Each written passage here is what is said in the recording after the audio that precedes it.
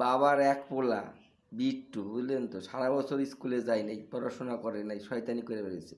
তো মাধ্যমিক দিছে কেমনে? টুকলি করছে, টুকলি কইরা ব্যাগ বইরা টুকলি লইয়া গিয়া সারা শরীরে টুকলি বাইন্দা নিয়ে গেছে, টুকলি কইরা পরীক্ষা দিছে। যাই হোক, রেজাল্ট বেরিয়েছে। রেজাল্ট বেরানোর পরে এখন তো ফেল করছে। এখন সবাই জিজ্ঞেস করে, পাড়ার লোক জিজ্ঞেস করে, বাপে জিজ্ঞেস করে, মায়ে জিজ্ঞেস করে, কী রে তুই ফেল করলি কেন? বলে দাও আমি সবই লিখছি, আমি কিচ্ছু বিজ্ঞানী খাতা বইটা লিখছি আমি, কিন্তু আমারে পাস করাই নাই, আমি পাস করাই নাই, আমারে ফেল করাইছে। হ্যাঁ, আমারে ওরা পাস করাইলো না লেহার পরও। ঠিক দিদির অবস্থাও তাই।